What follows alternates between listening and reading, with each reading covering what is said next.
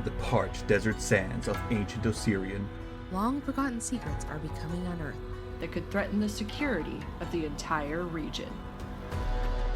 Through cursed tombs, undead crypts, and towering pyramids, our unlikely band of heroes must rise to the challenge and find the secrets of the Mummy's Mask.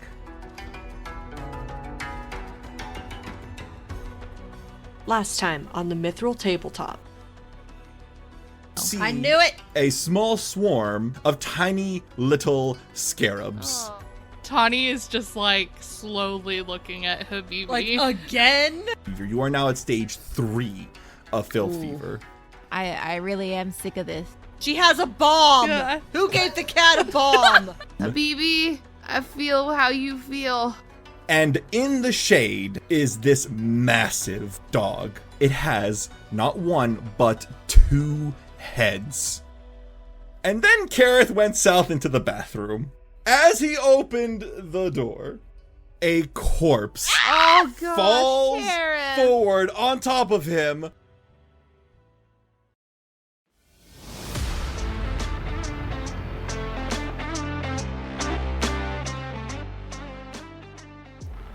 Hello, and thank you for listening to the Mithril Tabletop podcast. My name is Alyssa, and I am the voice of Habibi. And today I'm going to talk to you a little bit about how Habibi got his name origins, like what I did to figure out. Well, of course I wanted to name him Habibi. Habibi, as you know, isn't really a real name. It's more of a pet name where people used to say like, oh, my beloved or my sweet. And I liked that because Habibi has some issues where he just really wants to be loved. I came across the name Habibi as a comment on a post where someone had posted on a picture of a really nice looking gentleman. And they're like, well, he can be my Habibi anytime. And I kind of just fell in love with that name. Also, his real name is Mary, as some of you may recall. That is the name that his parents gave him. And the name Mary comes from ancient Egyptian. And the high priest of Osiris in the 19th dynasty was named Mary. So I figured that would be perfect because Habibi's also worships Osiris, and that's what his family wants. And so that's the name that they would give him. And it's also means beloved. So that there's a nice little tie-in right there. For his sister, Ahmose, she was given that name because Ahmose was a queen in ancient Egypt during the 18th dynasty, and she was the great royal wife of the dynasty's third pharaoh, Thutmose I. So what better name for his sister who gets everything than to be named after a queen? So those were some of my thoughts behind the names of Habibi/Mary/his sister Ahmose. And without further ado, let's get into episode 19. I got a bone to pick with you.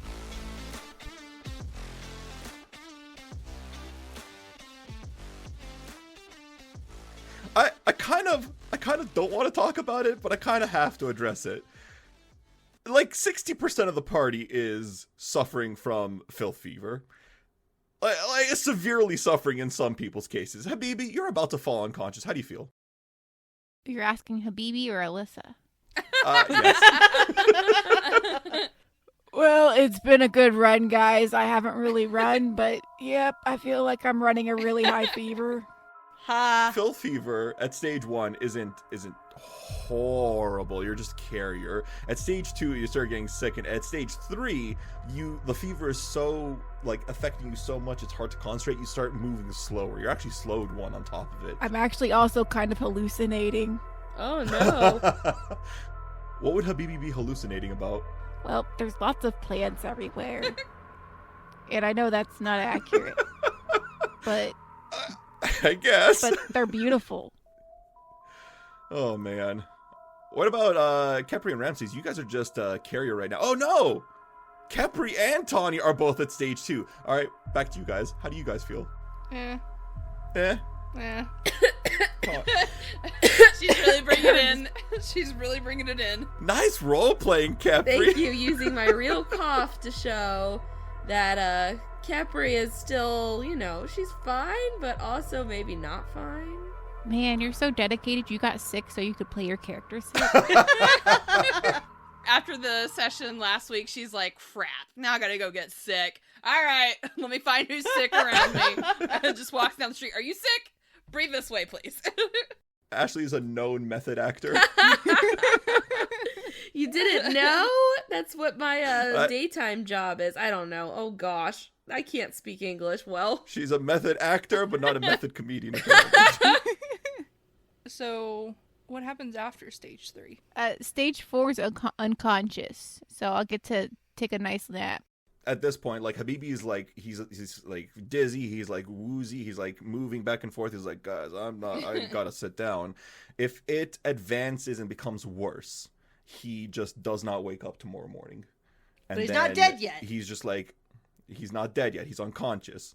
And he's just bedridden, and he has like a fever. You're like taking care of him. And if he fails again, he doesn't wake up at all and dies. Oh man, my saving throw is a DC 20 fortitude. I don't think I can make that, guys. What's your fortitude modifier right now? Let me answer that. Oh man, it's not good. Uh-oh. It's just +6. So if it's DC 20, you have to roll a 14 or higher. That's a little rough. You probably will, I'm saying probably, might finish this house before the end of the night. And if you do, that means you guys will probably, knock on wood, level up. Yay! Before you have to roll your next save. Oh, and that would mean that all disease is cured, right?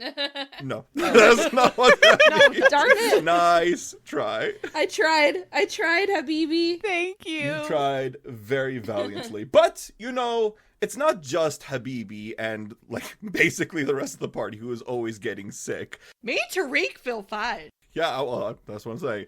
Like, little kids get sick all the time. And, speaking of Tariq and little kids, there's a little, we have a little short presentation for you guys. I'm just gonna black out real quick. Because deep in the vast, expansive, oppressive sands of the Osiriani Desert, we find ourselves with a small encampment, and it's nestled in between these two large dunes rippling across the sandy terrain. A team of archaeologists are slowly chipping away at an ancient structure buried deep in the sand.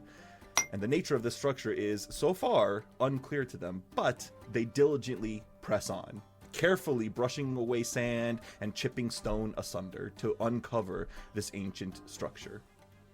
Not far away from the dig site, we find a young boy and his mother make their way to a well with two large, empty jugs in hand.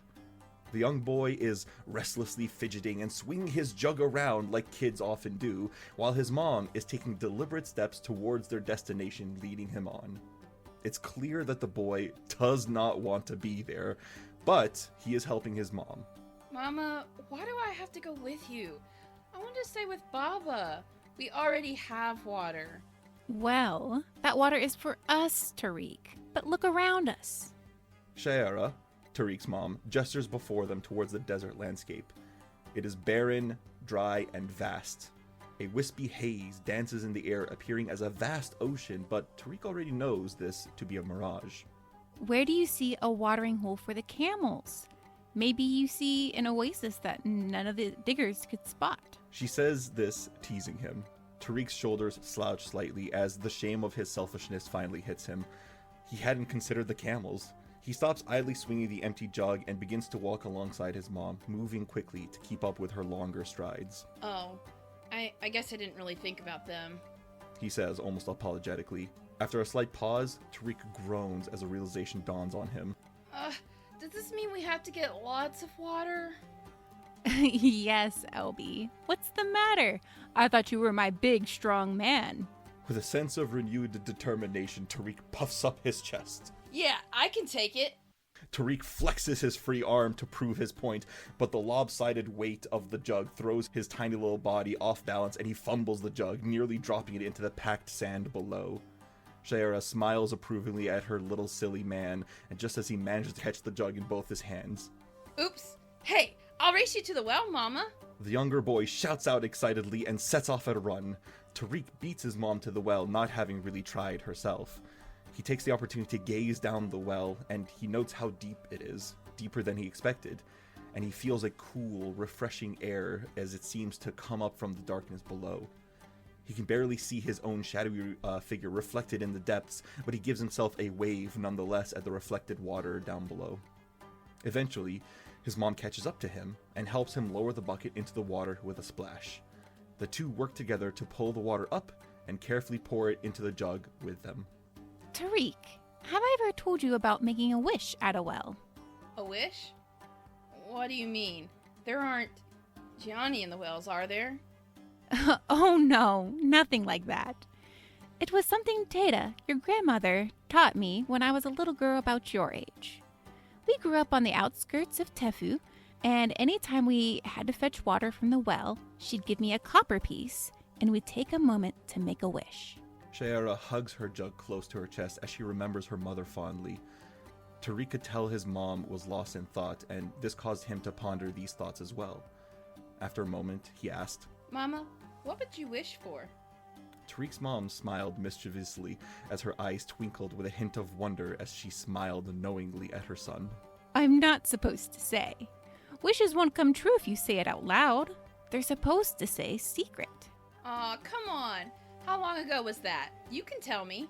I'm not telling. Please? No, don't be stubborn. Pretty please? I promise I won't tell anyone. I swear I won't. On Nethys, I swear. Pretty please, with a cherry on top. Tariq looked pleadingly at his mom and begins to gently pull on her robe as she doesn't yield and doesn't crack. No, I still have a few wishes that haven't come true yet.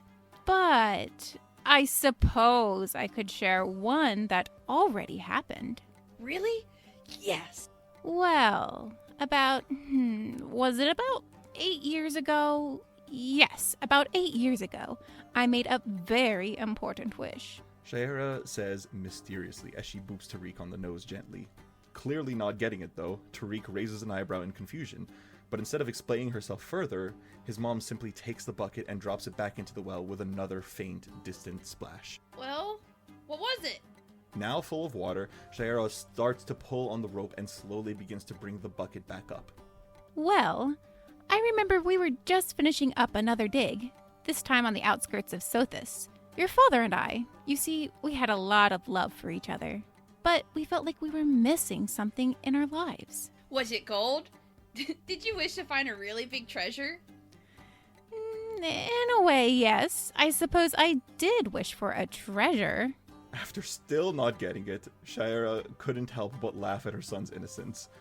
With a huff, she brought the sopping bucket up to the well's wall and with a slight exacerbation explained. I wished for you, silly. Me? Yes. Now help me with this jug. Tariq is surprised by his mom's response. He can't help but blush as he helps her by stabilizing the other jug as she pours water into it. Once the jug is full, Shayera kneels down so she's eye to eye with her son and ruffles his hair playfully. As she brings her hand down, it rests on his cheek. You are my most wonderful treasure, Tariq. Don't ever forget that. Tariq gives his mother a warm smile and hugs her tightly. They embrace for a moment before Shayera pulls back, and with a huff, she stands up and procures a shiny copper piece, offering it to Tariq. Now, let me show you how to make a proper wish at a well. Ta-da! All that Erin. was so cute. Signature Erin story right there. That was definitely you jazzing it up. My gosh, little Tariq. So cute. What happened? I know. You both did amazing. Narrator, you did amazing. Team, you did amazing. I wonder if we did amazing. No. I love these little scenes where like it's almost an inconsequential scene too, right? Like there's no big sweeping story to be told here. It's just a nice, innocent moment between Tariq and his mom, and it's very nice character building. Like you can see the backstory of Tariq and stuff. It's cute. I like it. Yeah. And you can see too, like Tariq trying to be that tough Oh, guy, and it's so cute. As early as 8 years old, his personality doesn't change. I think Ashley liked it. Just a little. Just Ashley tiny is bit. a huge sucker for adorable shit like this.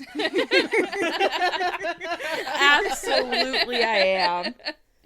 As another thanks to Alyssa for helping us out, she happens to be our lucky winner of MVP from last week. She might need it. She definitely might. Probably. Yeah. MVP to Habibi for trying his hardest and helping keep everyone healed, and he's probably gonna need it for that filth fever save. Honorable or MVP to Habibi because honestly, he needs to live or I will riot. Oh, I wonder Agreed. who that was. MVP to Habibi, who may get us into pesky situations, but makes sure we're all healed up afterwards. That one was cute, That's too. also cute. An honorable mention goes to Tanhi for throwing caution to the wind and just yeeting that bomb at them bugs. Way to stay in character. And then a final honorable mention for Tanhi for working hard to save our asses and doing a pretty good job at it, too. Well done. So Habibi starts with 2 hero points. Everyone else starts with 1. I don't know if we're going to get to a disease save this week, but it's good that you have 1, right, Habibi? Yes. Immediately back to the sick boys. And immediately we're going to jump back into our story because I'm eager to see what happened. Last, we left our heroes. I don't like it. When we, well, I don't well, like well, it. let's see if you like it or not. When we last left our heroes, they had finished exploring most of the first floor of the Pentheru house. They journeyed through the kitchen, into the pantry, out into the servants' yard. They encountered in the granary a swarm of scarabs, which they handily dealt with. They saw the guards' quarters, the servants' quarters, and instead of exploring all of the guards' quarters, they saw a death dog and were like, nah, fuck that. We're just gonna leave it.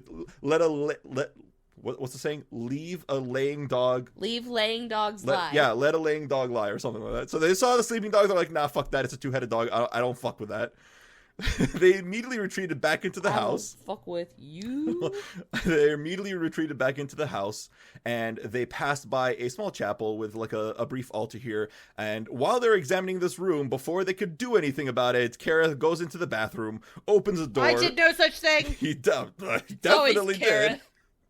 Goes into the bathroom, opens the stall, and a dead corpse falls on top of him. And I need everyone to appreciate what just happened. I am appreciating that there is a token there, but I was really hoping we weren't going to roll initiative. It's all right, because as I unpause the game, you guys see this corpse fall on Keryth, and it is very clearly a, like, destroyed or dead undead. It's not animating. It falls on him, and I assume he just kind of, like, shoves it off. It's like, oh, gross, and, like, pushes it off him, and it falls to the ground in a heap. Wasn't Habibi this time. It wasn't Habibi this time. No, Habibi only summons the bugs. Khepri's too short and can't see very far, so she's going, Habibi, what the heck? Can you see what's going on? What happened? Keryth opened a door and a dead thing fell out on him. Ew, oh my gosh. At least I think it's dead. Allow me to describe this room a little bit more. This is a stone privy or bathroom, and it's built into the wall of this tiny little room.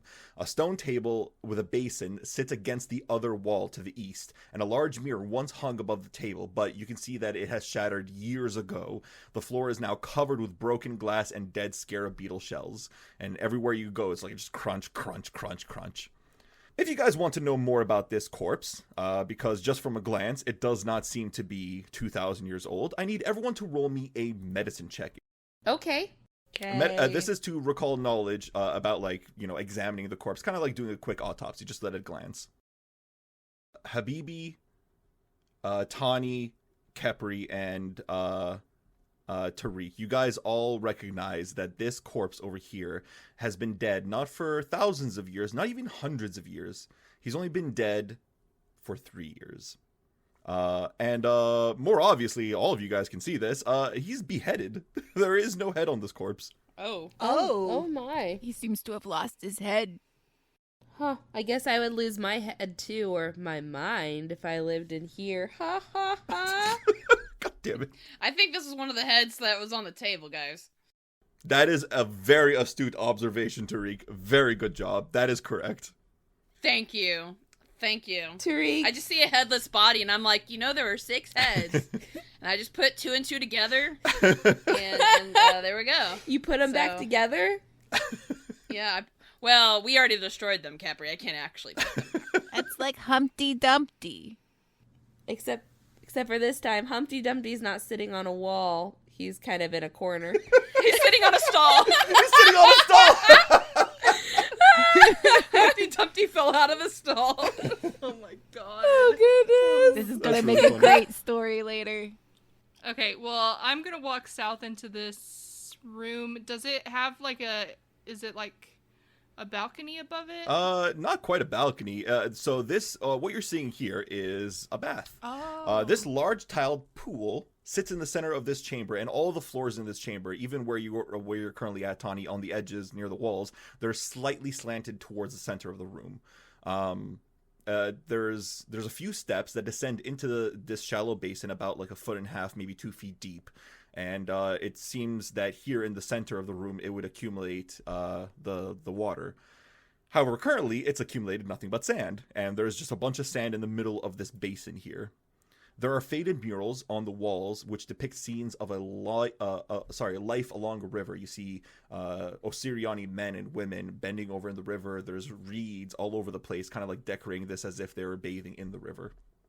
There also appears to be, next to the pillar on the opposite corner of the room from Tanhi, there appears to be a spigot that juts out from the pillar, and there's appears to be 2 knobs underneath it. Oh, for like water. Yeah, but if you guys are exploring this room, spellcasters, if you're using detect magic, you do detect magic in this room.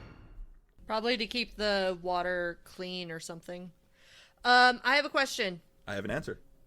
So you said that this corpse that fell on me has only been here for about 3 years, but the house has basically been closed off for like 300 years. The house has been closed off for 2,000 years. Okay, I was off just by a smidgen. Just a little Tiny bit. Just a little. But he Just was a little. beheaded. Yes. And we already said that more than likely his head was one of the floating heads that we fought in that dining room like area. Yes. So my, I guess, question or thought is, who beheaded this person? That is a good question. We were kind of chit-chatting in the chat while you were doing your room description, and it was thrown out that maybe it was the Sand Woman. Would we get the sense that she would be able to leave that sand to be able to do something like that? I don't know how I can answer that question. Without, yeah. Spoilers. Well, I mean, would we be able to do like, because we did do some recall knowledges on her.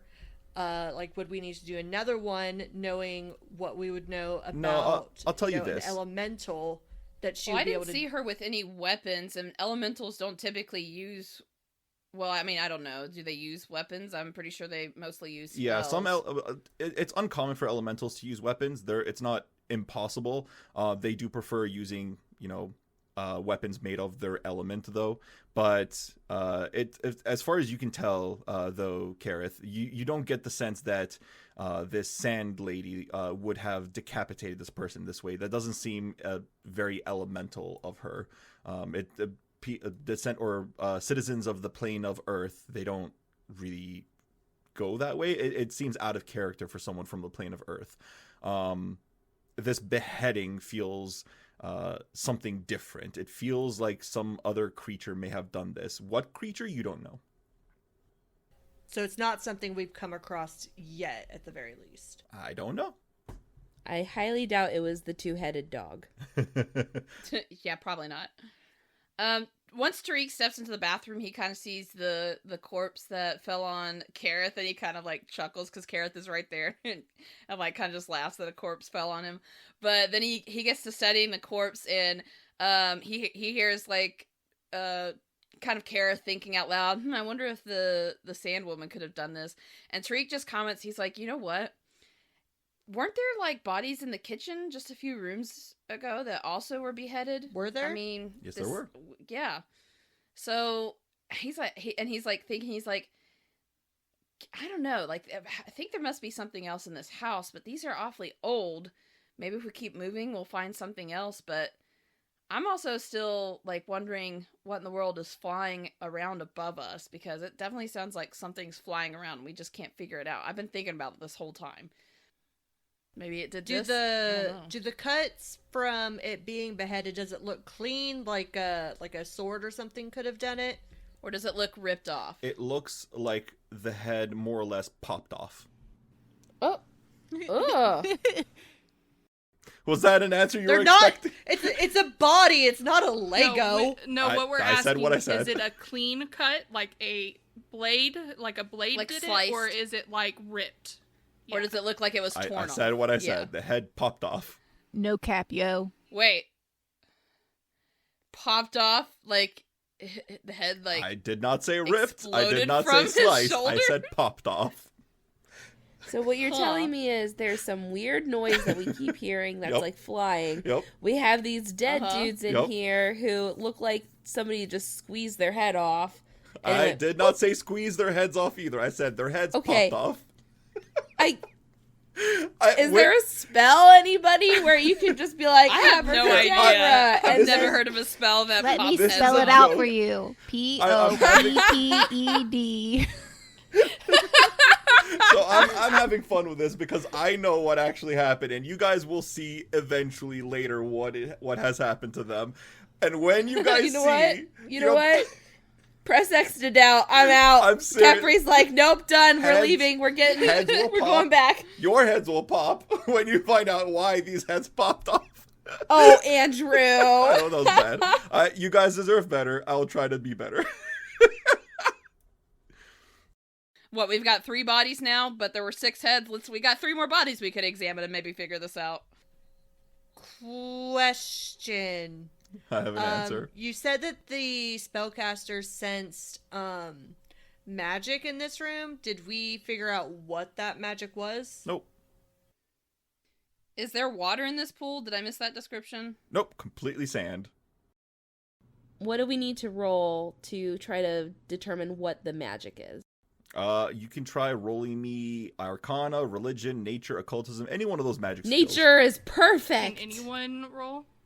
Yeah, if you want to try and identify the magic, absolutely. Do you believe in magic? Wow, that was bad. My voice cracked from it being kind of worn out. Oh, with all that coughing that you were doing from role playing? Well, also, you're sick. Yeah. There you go. Yeah, I got Phil fever. It sucks.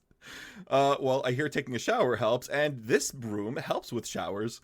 Khepri, and Habibi and Tariq, you guys identify the magic as being attached to the spigots. Specifically, it's attached to a stone pillar, and if you turn the knobs, water comes out of the nozzle. It's because this entire bath system is using a sort of permanent create water spell. And it just it drains down into this little basin, and after 24 hours, the water evaporates on its own magically every night. And the 2 knobs control what kind of water comes out, cold water or hot water. But you said the pool is currently filled with sand, though, right? Correct. Yeah. After thousands of years of not being maintained, it has an open courtyard not too far away from here that kind of just like exposed to all the sandstorms of Osirian. It just naturally filled up with sand. And the elemental. Yeah, and of course the sand lady. Now you guys probably think that this kind of what's the feature? This kind of household feature would be a very costly household feature. But the Pentherus were probably more willing to pay into this because it did save on labor. If you didn't have magical water being created, you would instead have to have your servants run off, get the jug of water, heat it up, bring it back, and it saved them on the cost of servants. Oh, you mean not everyone has this in their house? Gosh. Oh, Habibi, honestly, you seem like you could use a warm shower just to help open up your sinuses and calm everything down, you poor thing. I mean, what I wouldn't give for a nice warm bath. I wish we could just fill this up. I mean, if you clean out all the sand, but who knows how long that would take. I think it'd be better if we just leave it alone before we end up with, quicksand in here. Well, there's a bottom to it, so. Touché. As you guys finish exploring the bathhouse or the bathroom, you guys move into what has to be called the foyer. This is the main entrance usually that you guys would come in, but you guys completely decided not to go through the front door. Instead, you went all the way around the house and came in through the back, which is fine. Fine. But here's the foyer. As you guys step in, you guys all need to, Habibi, Keryth, and Tanhi, I want you guys, all three of you, roll me a perception check, please. Oh no. Oh no. What? Just- What? You're acting like this is always a bad wonderful. thing. It is. It it's is. always a bad thing. With us, It's yes. a great thing. All three of you guys see this front door slightly creep open and then immediately shut again. Oh, it's scared of us. Well, it can't be the haunt, right? Because the haunt's... Different part of the building. No, the haunt is in that front courtyard. But the haunt, if I'm... What did you tell me? Oh my god, now I have to remember. Doesn't it reset after a day? Yeah. Yeah. Yeah, It resets so, every 24 hours. Okay, so we know it's not the haunt yet. We still need to get holy water for that, by the way. Ooh, it could be someone following us. Oh. I will also say one more thing happens as you guys are kind of just lingering in here. Oh no. As well as seeing the door open and close, you also see 3 skeletal bodies on the Oh ground no. In Oh, here. bodies. Like in the room we're currently in? in the room you're currently in. And as you guys step in, they all kind of like click, animate together. We would like and to I need refuse. everyone to roll me Do initiative. they have their heads? Yes, they do. Because we're missing 3 bodies. Wait. What if the guy behind the door is a necromancer? Oh, shoot. That's a... Well, wait. Do they have swords? They do have swords. What if they're like guardians or something? They're guards, and then like the other people triggered them, but they're not gonna be like, Oh, us, when he 'cause we're gonna opened the take care of door. these. We're gonna take care of these. Tariq goes, I got this. I'm sorry. I'm overly confident, and then all of my hits will completely I miss. love it. I just like that as part of Tariq's character. He's like, I got this, guys. Tries to punch, misses, and is like, it's fine. Constantly humbled, like constantly. He's young. He's learning the ways of the world. We're gonna start our initiative with round 1 with the person who is the sickest. Oh, no. Oh no. Habibi. Yo, I'm sick, dude. Habibi, it is your turn. However, you only have 2 actions. What do you got for us? I mean, let's not waste these precious 2 actions and let's just go all out with the flash. Electric art. Who are you targeting? The skeletons. I thought there's 3 of them. I need to know which 2 you're targeting. The one that's right next to me. Okay, the one to the north, and... And let's go ahead and go for the one by the door. Alright, the one to the south next to the door. Fantastic. Okay, let's cast that. Alright, reflex save number 1. Reflex save number 2. What is your spell DC these days? These days, it's not super great. It's DC 18. DC 18. Alright, I rolled a 27 for almost a critical success, and But then a not. 24 for just a normal success both times. Alright, how much damage am I taking? I rolled 10, so you can take half, I guess. Oh, you gotta be kidding me. So here's the thing. Half damage Oh. is 5, and they take no damage. Oh, What? no. Why? Oh, no. They have resistance. Well, we all So learned lame. something from this, so yeah, Well, it was not in vain. Khepri, it is your turn. So Khepri isn't quite sure what's going on because she's behind this wall. So she's going to yell over to Habibi, who she just saw flash an electric arc, and go, Habibi, what was that? What's going on? there's these skeletons that just came up out of nowhere, and I tried to shock them, and I'm shocked it didn't work. Oh no. So Khepri's gonna take a step here and look out, and she's gonna see 3 skeletons, be like, oh shoot! And electric arc didn't work at all? Well, it didn't look like they took any damage, and I'm pretty sure they should have taken some. Oh gosh. And Khepri moved, so that's her first action. She is going to real quick do a perception, if that's okay. Are you trying to recall knowledge on them? Yes, please. Then roll me a religion check instead. All right, you identify these things as skeleton guards, but you're trying to remember exactly what skeletons are weak to, what they're resistant to. You know that they have some resistances. You know that they have many immunities, but you can't remember exactly what those numbers or like what those effects and abilities were. You're just drawing a blank. You're like, oh, it's on the tip of my tongue. I'm so close. If I had rolled like 1 higher. Oh, that's quite unfortunate, isn't it? Yeah. Yeah. All right, and then for her last action, because she's looking at going, well, they're bones, and I happen to have a dog who likes bones, she will activate Ramses. And Ramses is going to move. He has a 40-foot speed, so I already made sure we're going to move here, and we're going to go ahead and with Ramses' second action, we're going to try to do a jaw strike. All right. And for that jaw strike, we have rolled an 11 on the die for an 18 total. An 18 is not going to deal damage. You see Ramses kind of like bite in, and he like tries to like bite into the bones of the skeleton, but instead he grabs onto like this padded armor, and like his teeth are like shaking, but they're not breaking into the bone.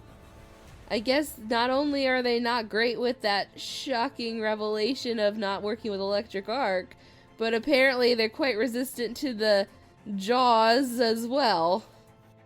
All right, this skeleton guard is going to look at its nearest combatant, Habibi, and it's going to try and attack him. It's going to draw its khopesh high and brings it down upon Habibi. I mean, it's not going to be hard. I rolled a 13 to hit.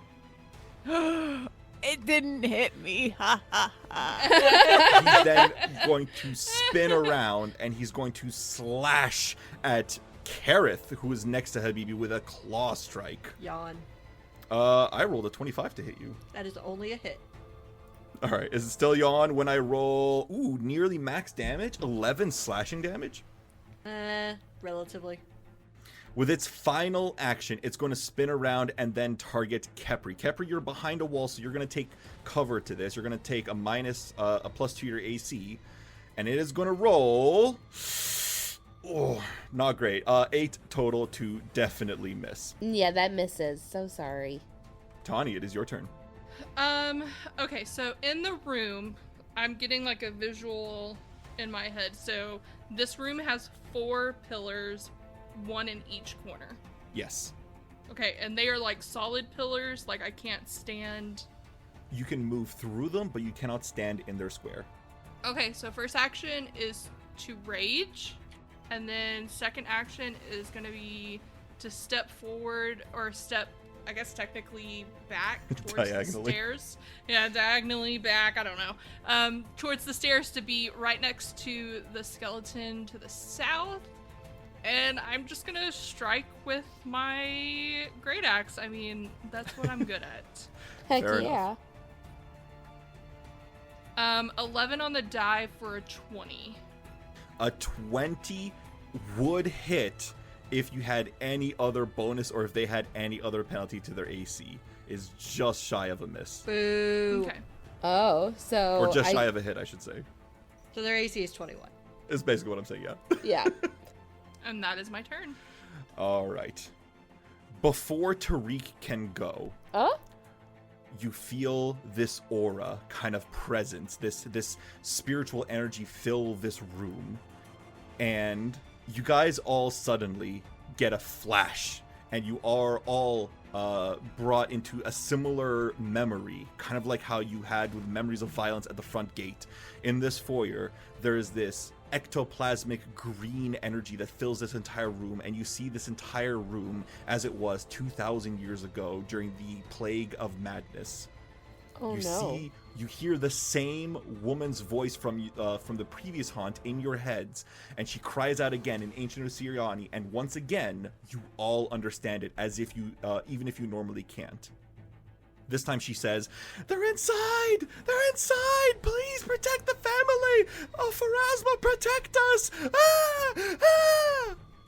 Again, you can't see her, but you can feel her presence move through you across this room. There's a panic in her voice, and then another voice shouts out, this time a male voice, says, "It's too late! They've broken through!" And a third voice shouts out, "Go now! Save yourselves!" All around you, the screams of the terrified Pentheru family and the clash of metal fill the air. You just hear this clanging as if a battle's breaking out, different from the battle you guys are currently engaged in. And I need everyone in this room, so basically everyone except for Khepri and Tariq, I need you all four to roll me a will save. Oh, no. Nope. No. Nope. So Anjela, you're kind of right. It's not the same haunt. It's a different haunt. I'm not taking a nat 1. Oh, God Ooh, that's fucking not great. damn it. You got Okay, another one? sorry. No, I got a 7. it's better than a Oh, 1. no. It's not great. All right, let's go down the list. Anjela, what'd you get? I rolled a 3 on the die for a 10. Oh, Oof. Oh boy. Katie, what did you roll? I rolled a 14 on the die for a 21. Okay, you succeeded. Alyssa, what'd you roll? I am on a roll right now because I rolled a 16 on the die for a total of 26. You also succeed, close to a critical success. Ramses, what did you roll? I rolled a 7 on the die for a total of 12. Oh boy. So Tanhi and Ramses both failed. Keryth and Habibi, you guys both succeeded. Since you guys both succeeded, you are only babbling incoherently as you're confused. These emotions of these frightened, confused Pentheru family residents cause you to be both stunned, one, as you babble incoherently for one round. So it's fine. Ramses and Tanhi, on the other hand, you guys feel the confusion much more viscerally. You guys are both confused for a minute. Oh, good lord. No. But you guys can both roll a new save at the end of each of your rounds. If either of you, or if Tanhi rolled one less for a 9, she would have critically failed and been confused for a minute with no save. Question. For confusion, if they take damage, they also get another save, right? Yes. So what is confusion? Like, mechanically? It's a good question to ask. Confusion, you don't have your wits about you and you attack wildly. You are flat-footed while you are confused, and you don't treat anyone as your ally, though they can still treat you as theirs. So you don't, you can't delay, you can't ready, you can't use reactions, and basically you can't gain flanking either because no one is your ally. You use all of your actions to strike or cast offensive cantrips only. You're basically going into a blind rage and attack anyone near you. The GM then has to determine your target randomly. So I'll basically find all your viable targets and you start attacking them. You can use any actions you need to facilitate this attack, like you can draw weapons, you can move to that target so that they become in reach and so forth. So in other words, it's not just the people next to you, it's anyone that they can see or know is there. So for example, Tanhi could rush off 20 feet and attack Tariq. That is a viable target. Each time you take damage from an attack or spell, you can attempt a DC 11 flat check to recover from your confusion and end the condition entirely. However, there's also the additional caveat that both Ramses and Tanhi can then also roll another save against this effect to just stop it automatically. So if nobody attacks them, they still get the save. Okay, so I have a question. Yes. Can we use like any kind of diplomacy to kind of like snap them out of it as like an aid almost? Ooh, yes, you can aid them to aid them in a save against this effect. I can definitely allow you to roll a diplomacy check, but it would spend your reaction on their turn. Okay. I will think about that on next turn then, because I'm not sure how that works. So you would basically spend an action right now to prepare to aid. And then when it becomes Tanhi's turn or Ramses' turn to try and make that save, they then get a chance to, when they are rolling their save, you take a reaction to roll your aid check and see how well you did on the aid. So you don't know the result of your aid. You're technically spending the action to aid right now. We don't know the result of that until the reaction later. Well, I'm gonna wait till next round anyways, because technically Tariq still doesn't even know what's going on, really. I mean, I'm sure you've heard sounds of battle by now. Well, yeah, he knows that, but I think he's referring to the haunt effect. Oh, gotcha. Yeah, because I'm not in the room yet, or even near the room, so. Speaking of which, Tariq is gonna go ahead and, he hears all this commotion and kind of is like, great, why do we always gotta walk into rooms without checking things out first? And he's gonna run up beside Khepri, and he's just seeing, like, oh, dang. And it's like 3 skeletons surrounding the group, and it seems like everyone's like just got whammied a bunch, and he's like, what in the world's going on? And he is going to go ahead and cast Loose Time's Arrow. Okay. And that's a 2-action spell, and now everyone is going to have an extra move action, essentially. So for anyone that has less actions than they normally do, that might help you out. All right. Oh, that's so, very And that is helpful. his turn. Thanks. So Loose Time's Arrow, it's a quicken, but it's only for stepping or striding. So you can't use this extra action to do Yes. anything you want. It's only specifically for those 2 actions. Yeah, because now you can use your 2 actions to bam bam and move, right? I Yeah. guess so. Right, Tanhi? Well, Tanhi is currently confused, so Well, don't bam bam us, but she doesn't All have a right. choice. This skeleton guard is then going to stride down here to the south of Keryth, flanking him with his ally to the northeast. And he is going to try... well, it's happening. And he is going to try and slice at you, Keryth, with a Khopesh. I rolled a 20 to hit. That is going to hit. All right, then I'm going to roll some damage for the Khopesh. That is going to be 10 points of damage. He is then going to swipe with his Khopesh down at your feet and try to trip you with an athletics attempt. Let's see here. That is going to be a total of 15 against your reflex DC. Nah, get out of here. All right. I'm getting out of here. It's going to be the next skeleton guard's turn. This one down to the south. And he's going to attack Tanhi. Because he doesn't know a haunt happened either. They're mindless. thank you for that information. Granted, easily. So, first attack on Tanhi, draws his Khopesh, slices down on Tanhi, 22 to hit. That is a hit. All right. Take points of damage. You're going to take 9 points of slashing damage. And I need you to roll me a DC 11 flat check, please. Right. Come on, you got this. Got this. Natural 20. All right. Yes. Immediately, easily snap out of your confusion, which, hey, fun fact, makes you no longer flat-footed. It is then going to swing around with a claw as it, like, reels back with its arm, and it's going to slash at you, 23 to hit. That is a hit. All right, you're going to take, this time, minimum damage, 7 slashing damage. Okay. And then its final attack, it is going to try and slash at you again. This time with a, 21 to hit on the third attack. Very nice. Yep, that does hit. And you're going to take another 8 points of slashing damage. Just slash, slash, slash, slash. You just see all these cuts and just blood is dripping all over you on your chest. It is going to be bottom of the initiative of round 1, Keryth. You just took a beating. You're stunned. What do you have to say about that? I am going to use my extra action from Tariq to move a little bit to the southwest. I can do directions to flank one of the skeletons with Ramses, because even though he's confused, I can still treat him as an ally. So Exactly. The skeleton is distracted paying attention to both of you guys. It doesn't know that Ramses has no allies at the moment. So it is now flat-footed to you. What do you got for me? Alright, so that was my free action, technically. For my actual first action, I am going to do Overdrive. Overdrive? And let's see. Keep in mind, you only have 1 action left. You are stunned 1. The crafting check, I rolled a 7 on the die for an 18, which I think is a success. 18 is a success exactly.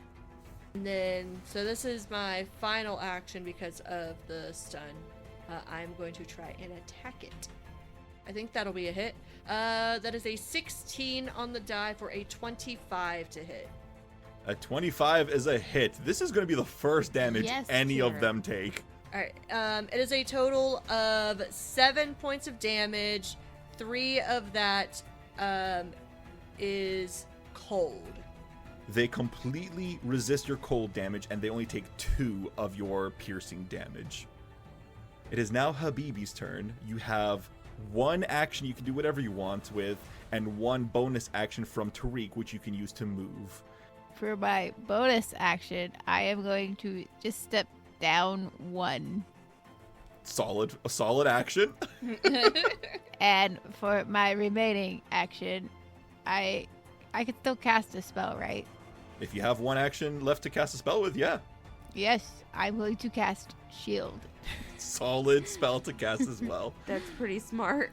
Both you and Keryth are no longer stunned 1, but you did babble incoherently, both of you. Meanwhile, Yabba dabba doo. Meanwhile, it's Keryth's turn. I mean, Khepri's turn. You mean Fuck I was it. gonna say, didn't I just have a turn? Nope, it's Khepri's turn. Sorry. Khepri sees that her dog looks confused. She can see it in his eyes. He's not looking at her for the approval, and she's like, oh no, Ramses. And, she can't really get to him. She's kind of far off, and she's right next to this one skeleton guard right here on the north. So she's watched as multiple different spells have failed, so she's like, okay, I need to figure out what's going on, and she's going to try to roll perception again. Or a religion check, right? Yes, All right, she's going to try to recall knowledge. That's what I'm trying to say. I got you. All right, you. I can give you. I assume you guys want to know the resistances, right? I kind of want to know a weakness. They unfortunately do not have weaknesses. Skeletal minions are guardians, but like all skeletons, they have very consistent resistances. They always resist piercing, slashing, cold, electricity, and fire. I'm finding that a lot of our enemies are resistant to piercing. I was thinking I'm going to move and, well, I can't move. Don't forget that you get a free move action from Tariq. Oh, yeah, I get a free move action. Heck yeah. Okay, Khepri's Look gonna at move here. Tariq.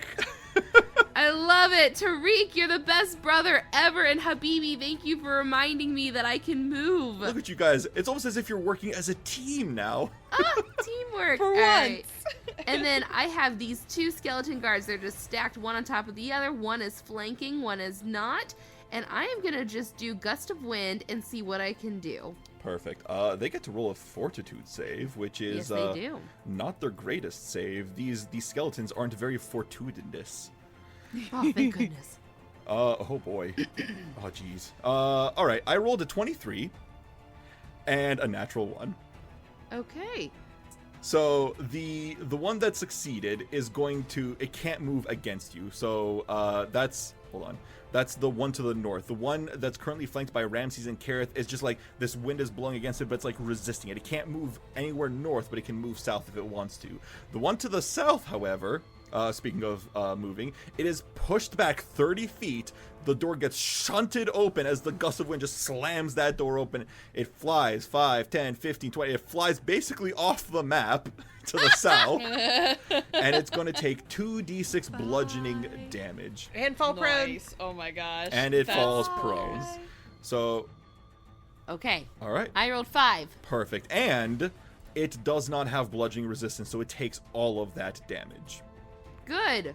Thank God. Perfect. So here's the thing. I don't know what to do with Ramses now that he's confused. You didn't give him actions because you didn't command an animal, but he's still confused. He could like do verbal stuff like. I don't know. Growl, All right, so bark. here's the middle ground. Very soon, like in the next session or two, maybe I envision you guys leveling up to 4th level, and at that point he will gain an action on his own every turn.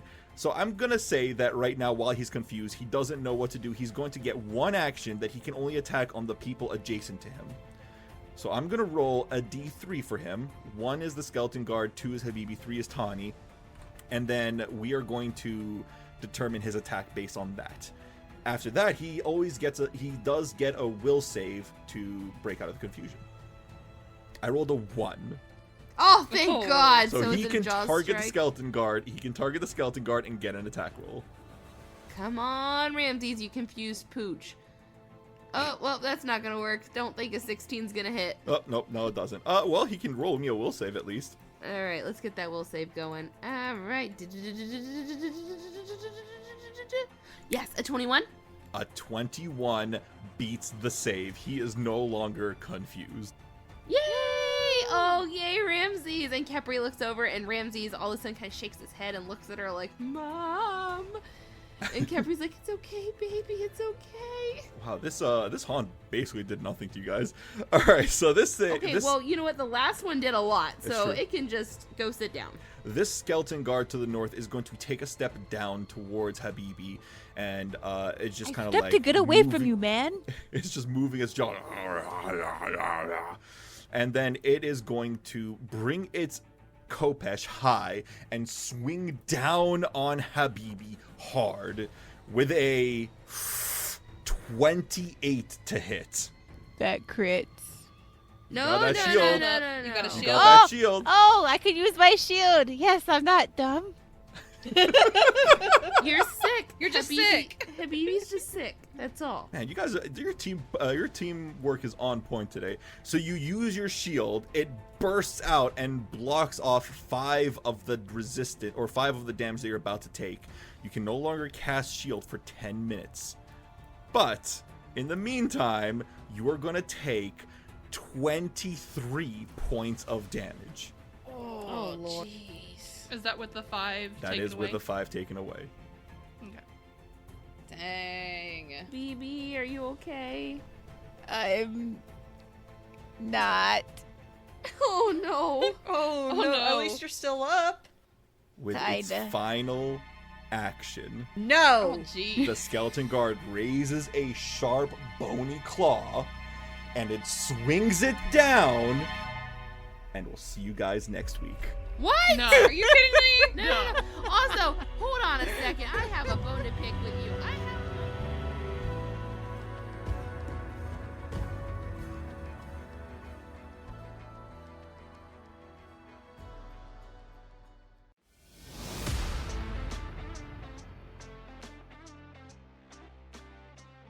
Hey everyone, hope you enjoyed the episode. If you liked what you heard, then please like, share, or subscribe to The Mithril Tabletop. You can find us on YouTube, Twitter, TikTok, Reddit, or Instagram. Feel free to email us at themithriltabletop@gmail.com. We'll see you next week. Music and sound effects are provided to you by Envato Elements. The Mummy's Mask is copyright 2014. Mummy's Mask images, characters, and artwork are a trademark of Paizo Incorporated.